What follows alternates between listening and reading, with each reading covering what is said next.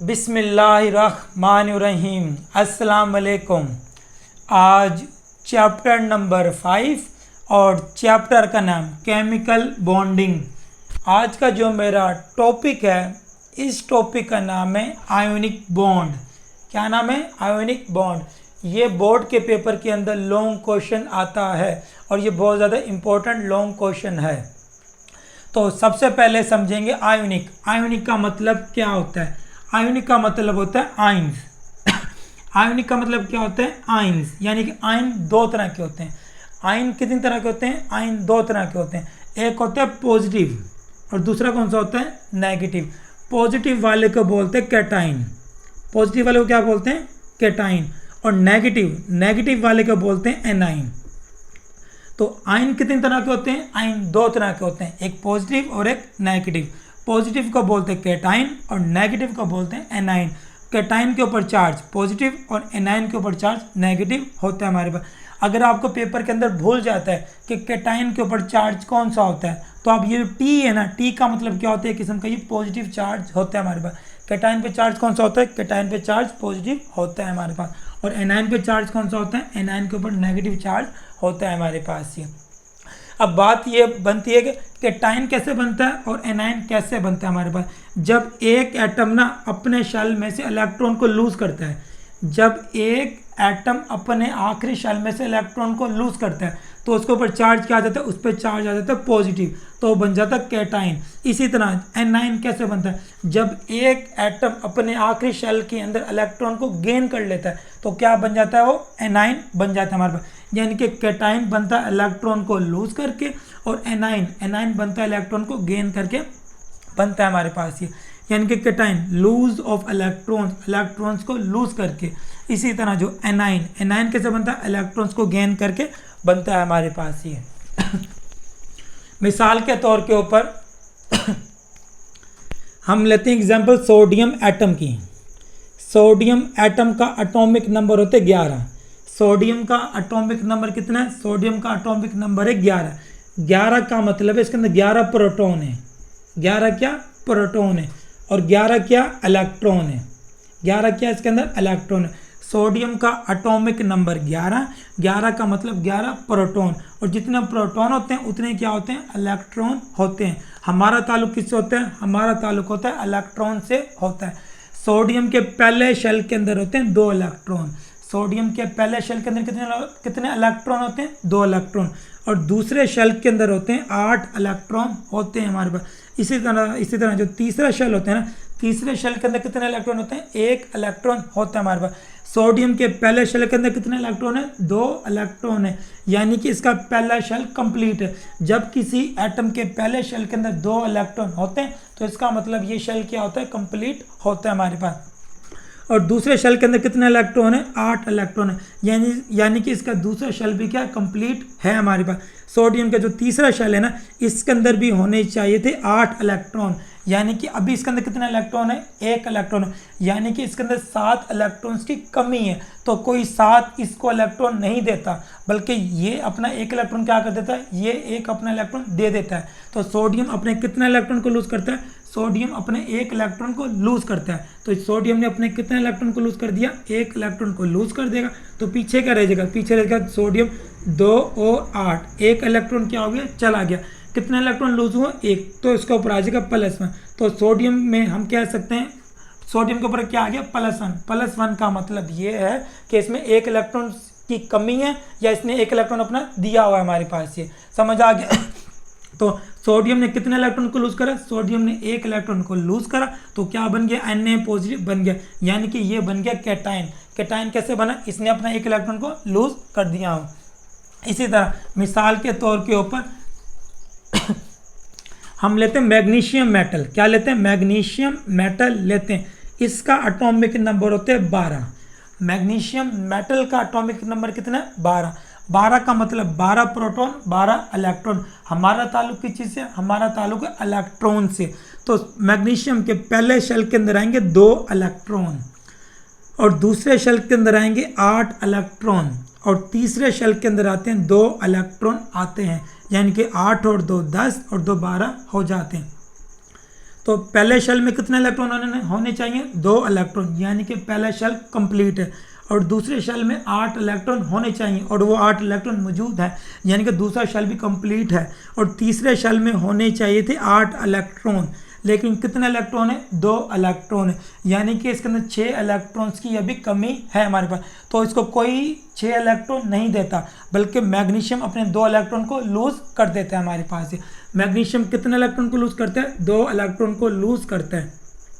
तो पीछे रह जाते 2 और 8 रह जाते हैं हमारे पास। ये मैग्नीशियम ने कितना इलेक्ट्रॉन को लूज करा? 2, तो इसको बाद का +2 आ जाता है। +2 का मतलब है इसने 2 इलेक्ट्रॉन्स को लूज किया हुआ है हमारे पास। ये तो ये क्या बन गया? ये बन जाता है कैटायन। कैटायन कैसे बनता है? कैटायन बनता है इलेक्ट्रॉन को लूज करके बनता है हमारे पास। ये समझ आ गई कैटायन की एग्जाम्पल?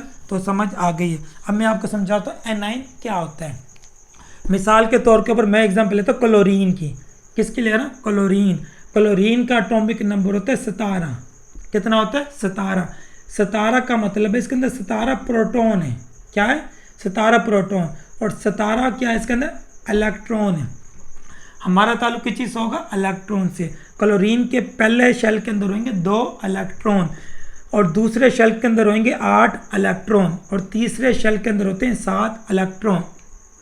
तो पहले शेल के अंदर 2 इलेक्ट्रॉन, यानी कि पहला शेल कंप्लीट है। और दूसरे शेल में कितने इलेक्ट्रॉन होने चाहिए? 8, यानी कि इसका ये भी शेल कंप्लीट है। और क्लोरीन के तीसरे शेल में कितने इलेक्ट्रॉन है? 7, यानी कि इसमें 1 इलेक्ट्रॉन्स की कमी है।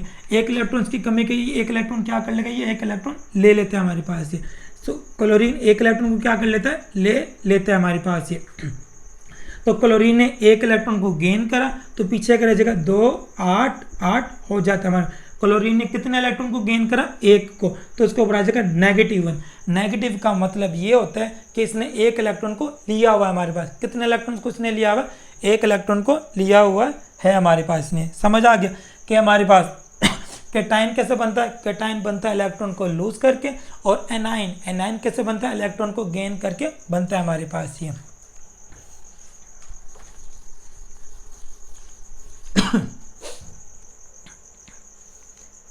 तो सोडियम ने एटॉमिक नंबर 11, पहले शेल में 2, 8, 1 इलेक्ट्रॉन को लूज कर देगा, इसके ऊपर आ जाएगा +1 और इसका शेल कंप्लीट हो जाता है हमारे पास। इसी तरह से क्लोरीन 1 इलेक्ट्रॉन को गेन करता है, तो इसके ऊपर आ जाता है -1। ये बन गया कैटायन और ये बन गया एनाइन। अब हमारे पास एक बन जाता है कैटायन। कैटायन के ऊपर चार्ज क्या होता है? पॉजिटिव चार्ज होता है हमारे पास। और एनाइन, एनाइन पर चार्ज कौन सा होता है? एनाइन पर चार्ज होता है नेगेटिव चार्ज होता है हमारे पास ही। अब ना ये पॉजिटिव वाला और नेगेटिव इन दोनों के दरमियान खींचने की ताकत आ जाती है। क्या आ जाती है हमारे पास? खींचने की ताकत आ जाती है। इस ताकत को बोलते हैं इलेक्ट्रोस्टैटिक फोर्स। इसको क्या बोलते हैं? Electrostatic force of attraction. इसको क्या बोलते हैं? इलेक्ट्रोस्टैटिक फोर्स ऑफ अट्रैक्शन बोलते हैं हमारे। सोडियम को कौन खींच रहा है? क्लोरीन। और क्लोरीन को कौन खींच रहा है? पॉजिटिव सोडियम खींच रहा होता है। तो दोनों चार्जेस मुख्तलिफ हैं, तो ये क्या बन जाता है हमारे पास? ये बन जाता है NaCl बन जाता है हमारे पास। सोडियम और क्लोरीन के दरमियान में एक ताकत आ जाती है, उस ताकत को क्या बोलते हैं? इलेक्ट्रोस्टैटिक फोर्स ऑफ अट्रैक्शन बोलते हैं। इसी को बोलते हैं आयोनिक बॉन्ड। इसी को क्या बोलते हैं? आयोनिक बॉन्ड बोलते हैं हमारे पास। ये समझ आ गया? अब ये सोडियम Na पॉजिटिव को कौन खींच रहा है? Cl नेगेटिव खींच रहा होता है हमारे पास। तो क्या बन जाता है हमारे पास? ये NaCl बन जाता है हमारे पास। तो सोडियम और क्लोरीन के दरमियान में क्या कौन सी ताकत है? इलेक्ट्रोस्टैटिक फोर्स ऑफ अट्रैक्शन होती है हमारे पास ये। इसके अलावा जो आयोनिक बॉन्ड होती है ना, आयोनिक बॉन्ड हमेशा बनती है 2 एटम के दरमियान में। कितने एटम के दरमियान में? 2 एटम के दरमियान में बनती है, जिसमें से एक एटम अपना इलेक्ट्रॉन को देता है और दूसरा 1 इलेक्ट्रॉन को लेता है। अगर मैंने 1 इलेक्ट्रॉन को लूज करा तो दूसरा 1 इलेक्ट्रॉन को क्या कर लेता है? गेन कर लेता है। अगर मैं 2 इलेक्ट्रॉन को लूज करूंगा तो दूसरा भी 2 इलेक्ट्रॉन को क्या करता है? गेन करता है हमारे पास। ये जो पहला एटम होता है ना, जो इलेक्ट्रॉन को लूज करता है वो कौन सा होता है? Metal.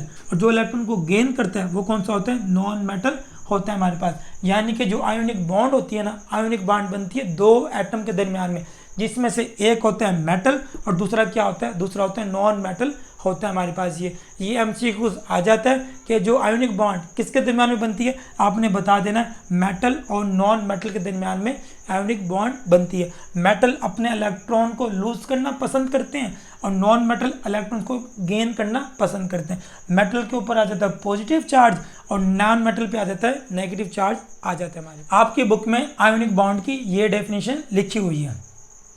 Ionic bonds are formed, ionic bonds बनती है between two atoms.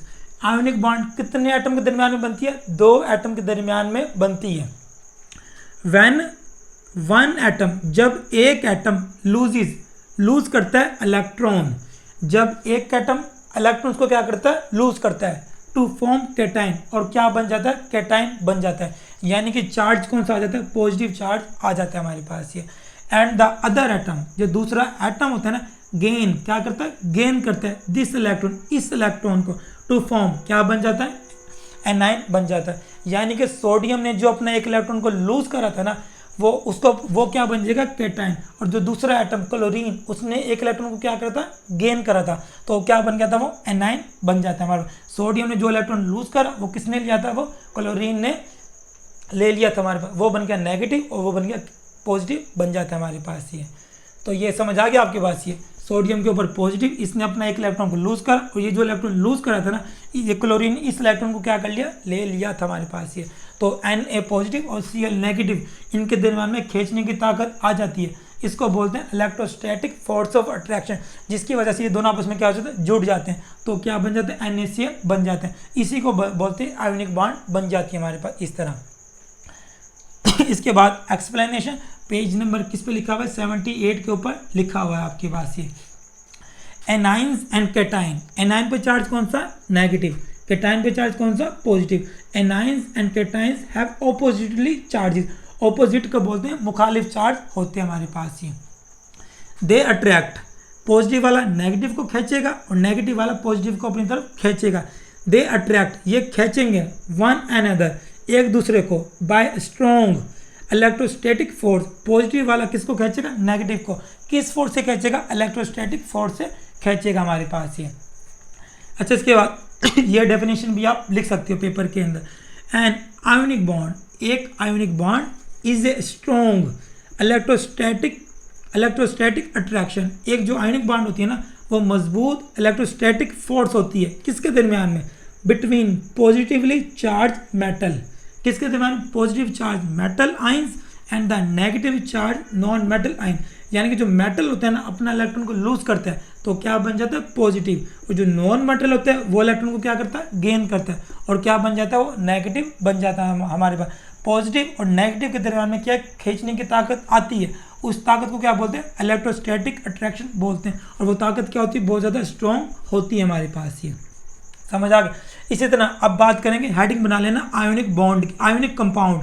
Ionic compound कौन से होते हैं? आयोनिक कंपाउंड वो होते हैं जो पॉजिटिव और नेगेटिव से मिलकर बने होते हैं। मिसाल के तौर के ऊपर नमक NaCl, सोडियम क्लोराइड। तो सोडियम के ऊपर होता है पॉजिटिव, इसके ऊपर होता है नेगेटिव, होता है हमारे पास। इनको बोलते हैं आयोनिक कंपाउंड। आयोनिक कंपाउंड किसे बोलते हैं? आयोनिक कंपाउंड उन्हें बोलते हैं जो पॉजिटिव नेगेटिव से मिलकर बने होते हैं हमारे पास। इसी तरह KCl, क्या? Potassium chloride.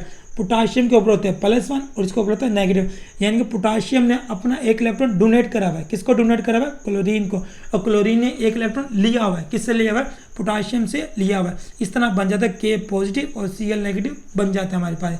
जो लोग मतलब कि जो कंपाउंड पॉजिटिव नेगेटिव से मिलकर बनते हैं, उसको क्या बोलते हैं? आयोनिक कंपाउंड बोलते हैं हमारे पास ही। और ये कौन सी ताकत, इनको कौन सी ताकत खींच रही होती है? इलेक्ट्रोस्टैटिक फोर्स ऑफ अट्रैक्शन खींच रही होती है हमारे पास ये। कंपाउंड्स डैट कंसिस्ट, वो कंपाउंड जो मुश्तमिल होते हैं किसके ऊपर? आइंस के ऊपर। ज्वाइंट, जुड़े होते हैं, किस चीज़ से जुड़े होते हैं? Electrostatic forces are called ionic compounds होती है हमारे पास ये। इसके अलावा आपने एग्जाम्पल करनी है, पहले डेफिनेशन फिर एक्सप्लेनेशन, अब क्या करनी है आपने? एग्जाम्पल भी करनी है। और ये पेज नंबर 78 पर ही मौजूद है हमारे पास ये। कि मेटल एटम टेंड्स का मतलब तो चाहते हैं। मेटल, एक जो मेटल होता है ना, वो क्या चाहता है? वो चाहता है मैं अपने इलेक्ट्रॉन को लूज कर दूं। Metal atom tends, metal atom चाहते हैं to lose electrons, metal atom चाहते हैं इलेक्ट्रॉन्स को लूज करना। And non metal atom tends, non metal चाहते हैं टू गेन इलेक्ट्रॉन। जो मेटल होते हैं ना, वो अपने इलेक्ट्रॉन्स को देना चाहते हैं, और जो नॉन मेटल होते हैं वो अपने इलेक्ट्रॉन्स को लेना चाहते हैं हमारे पास ये। टू एक्वायर, हासिल करने के लिए। इलेक्ट्रॉनिक कन्फिगरेशन, कन्फिगरेशन का मतलब होता है तरतीब, इलेक्ट्रॉन्स की तरतीब। कौन सी तरतीब? नियरेस्ट नोबल गैस हमारे पास, हर एटम चाहता है कि ना मैं अपना आखिरी शेल कंप्लीट कर लूँ, हर एटम चाहता है मैं अपना आखिरी शेल क्या कर लूँ, कंप्लीट कर लूँ। अगर किसी के पहले शेल में 2 इलेक्ट्रॉन है तो इसका मतलब होता है ये शेल कंप्लीट है। इसी तरह किसी के आखिरी शेल में मौजूद है 8 इलेक्ट्रॉन, इसका मतलब ये शेल क्या होता है, कंप्लीट होता है हमारे पास। जो नोबल गैसेज होती है ना, नोबल गैसेज के आखिरी शेल के अंदर 2 इलेक्ट्रॉन होते हैं या 8 इलेक्ट्रॉन होते हैं, यानी कि नोबल गैसेज के आखिरी शेल क्या होते हैं, कंप्लीट होते हैं। इसलिए हर एटम चाहता है मैं किसकी तरह हो जाऊँ, नोबल गैस की तरह हो जाऊँ। जो मेटल होता है ना, मेटल जब अपना इलेक्ट्रॉन को लूज करेगा, मेटल जब अपने इलेक्ट्रॉन को लूज करेगा, क्यों लूज करेगा, ताकि मैं किसकी तरह हो जाऊँ, नोबल गैस की तरह हो जाऊँ। या वो अपने आखिरी शेल में 2 इलेक्ट्रॉन रखेगा या 8 इलेक्ट्रॉन रखता है हमारे पास। इसी तरह जो नॉन मेटल होता है ना, नॉन मेटल इलेक्ट्रॉन को क्या करता है, गेन करता है। वो गेन क्यों करता है, ताकि मैं नोबल गैस की तरह हो जाऊँ। नोबल गैस कौन सी होती है, नोबल गैस वो होती है जिसका आखिरी शेल क्या होता है, कंप्लीट होता है। ना तो ये इलेक्ट्रॉन को देते हैं ना तो इलेक्ट्रॉन लेते हैं हमारे पास ये। मिसाल के तौर पर ये हमारे पास नोबल गैसेस, इनका ग्रुप नंबर कौन सा होता है, 18 होता है हमारे पास। हीलियम का एटॉमिक नंबर 2, इसके आखिरी शेल में कितने इलेक्ट्रॉन, 2, यानी कि इसका शेल कंप्लीट है। नियोन के आखिरी शेल में कितने इलेक्ट्रॉन है, 8 इलेक्ट्रॉन है, यानी कि इसका ये भी शेल कंप्लीट है। आर्गन के आखिरी शेल में कितने इलेक्ट्रॉन है, 8 इलेक्ट्रॉन। इन सब के आखिरी शेल में कितने इलेक्ट्रॉन है, इन सब के आखिरी शेल में 8 इलेक्ट्रॉन है। इनका आखिरी सबका शेल क्या होता है, कंप्लीट होता है हमारे पास। इसलिए हर एटम चाहते हैं मैं किसकी तरह हो जाऊँ, नोबल गैस की तरह हो जाऊँ हमारे पास ही। इसी तरह मिसाल के तौर पर सिंस चूंकि sodium atom has 1 electron, sodium atom रखता है 1 इलेक्ट्रॉन, कहाँ पर रखता है, in the outer most shell, आखिरी शेल के अंदर। कहाँ सोडियम एटम अपना आखिरी इलेक्ट्रॉन कहाँ, सोडियम के आखिरी शेल में कितने इलेक्ट्रॉन होते हैं, सोडियम के आखिरी शेल के अंदर 1 इलेक्ट्रॉन होते हैं। तो मिसाल के तौर के ऊपर ये सोडियम है तो पहले शेल के अंदर 2 इलेक्ट्रॉन, 8 इलेक्ट्रॉन, 1 इलेक्ट्रॉन, 1 इलेक्ट्रॉन क्या कर देता है, लूज कर देता है हमारे पास ये। तो sodium atom has 1 electron in the outer most shell, तो इट लूजिस, ये लूज कर देता है 1 electron to form Na positive ion बन जाता है हमारे पास ये। इसी तरह सिंस चूंकि एक क्लोरीन एटम हैज़ 7 इलेक्ट्रॉन, कितने इलेक्ट्रॉन होते हैं, 7 इलेक्ट्रॉन होते हैं। क्लोरीन का एटॉमिक नंबर 17, पहले में 2, दूसरे में 8, तीसरे में 7 इलेक्ट्रॉन होते हैं। क्लोरीन एटम है 7 electron in the outer most shell, कहाँ पर, आखिरी शेल के अंदर। इट नीड्स कितने इलेक्ट्रॉन्स की जरूरत है, इसको 1 इलेक्ट्रॉन्स की जरूरत है। इट नीड्स, इसको जरूरत है 1 इलेक्ट्रॉन, 1 इलेक्ट्रॉन की, टू कंप्लीट ऑक्टेट, अपना आखिरी शेल कंप्लीट करने के लिए। ऑक्टेट किसे बोलते हैं, 8 इलेक्ट्रॉन को पूरा करना क्या कहलाता है, ऑक्टेट रूल कहलाता है हमारे पास ही। तो क्लोरीन क्या करता है, क्लोरीन 1 इलेक्ट्रॉन को गेन कर लेता है। सो इट गेन्स, ये गेन कर लेता है 1 electron to form Cl negative ion बन जाता है हमारे पास ये। अब हमारे पास ये क्या बन गया। अच्छा, इसी तरह अब हमारे पास जो सोडियम Na पॉजिटिव होता है ना, अब हमारे पास क्या, ये पॉजिटिव वाला बन चुका था क्योंकि इसने अपना 1 इलेक्ट्रॉन दे दिया, किसको दे दिया था, क्लोरीन को दे दिया था हमारे पास ये। अब एक ये क्या बन गया, नेगेटिव वाला आ जाता है। जो हर ये सोडियम है ना, पॉजिटिव वाले को ज़रूरत है नेगेटिव वाले की, और नेगेटिव वाले को किसकी ज़रूरत है, पॉजिटिव वाले की ज़रूरत होती है हमारे पास ये। तो आपकी बुक में ये लिखा पड़ा होगा for every Na positive ion, her Na positive ion को यू नीड, ज़रूरत होती है 1 Cl नेगेटिव आयन की ज़रूरत होती है हमारे पास ये। तो क्या बन जाता है, Na पॉजिटिव और Cl नेगेटिव एक दूसरे को खींचेंगे। कौन सी ताकत होती है, ये इलेक्ट्रोस्टैटिक फोर्स ऑफ अट्रैक्शन होती है हमारे पास। तो क्या बन जाता है, ये NaCl बन जाता है हमारे पास ये।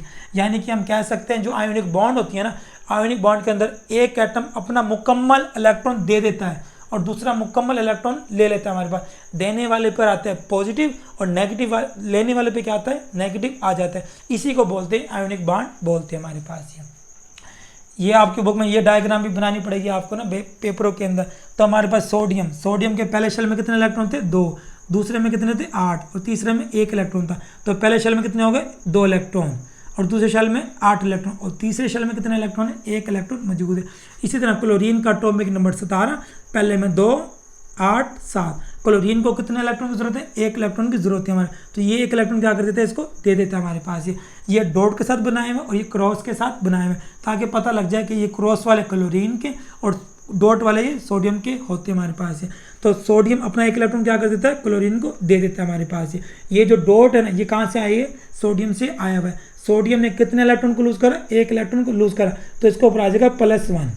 इसी तरह जो क्लोरीन है ना, क्लोरीन ने कितने इलेक्ट्रॉन को गेन करा, एक इलेक्ट्रॉन को गेन करा, इसके ऊपर आ जाएगा -1 आ जाता है हमारे पास।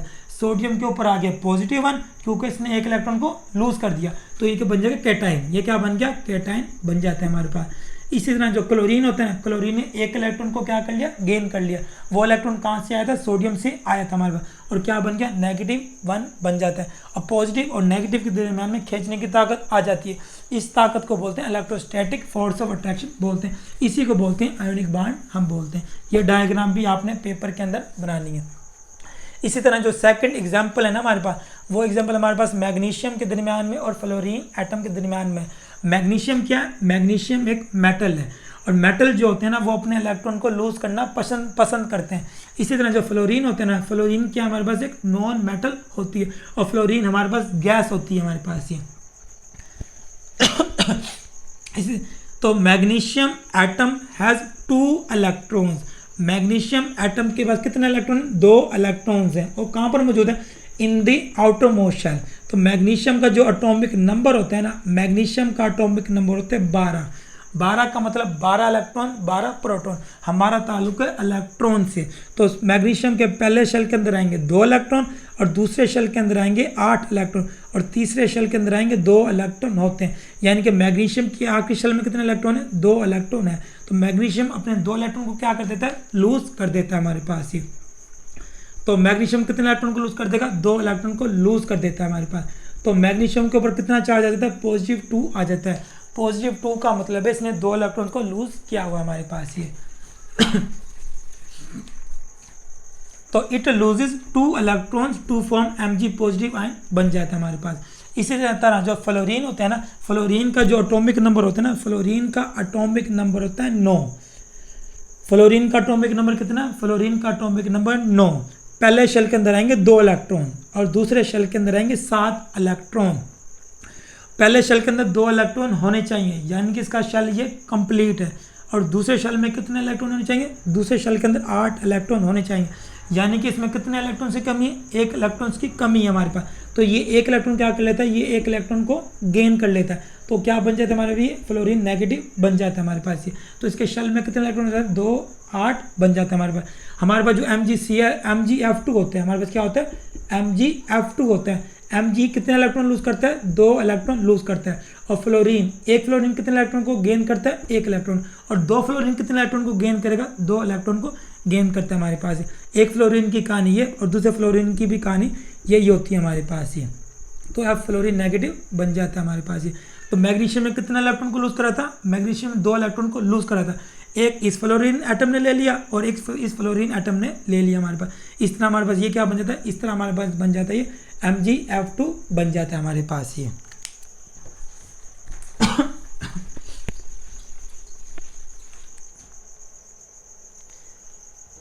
तो फ्लोरीन का एटॉमिक नंबर कितना, 9। पहले शेल के अंदर 2 इलेक्ट्रॉन, दूसरे शेल के अंदर 7 इलेक्ट्रॉन। फ्लोरीन को 1 इलेक्ट्रॉन की जरूरत है, वो 2 और 8 बन जाता है हमारे पास ये। तो आपने ये डायग्राम भी पेपर के अंदर बनानी है। पहले बनाना है मैग्नीशियम के पहले शेल के अंदर कितने, 2 इलेक्ट्रॉन, और दूसरे शेल के अंदर कितने, 8 इलेक्ट्रॉन, और तीसरे शेल के अंदर 2 इलेक्ट्रॉन। मैग्नीशियम अपने 2 इलेक्ट्रॉन को क्या कर देता है, लूज कर देता है। और यहाँ पे आपने बनाना है एक फ्लोरीन, पहले शेल में कितने इलेक्ट्रॉन, 2, और दूसरे शेल में 7 इलेक्ट्रॉन। इसी तरह इसके पहले में 2 और दूसरे में 7।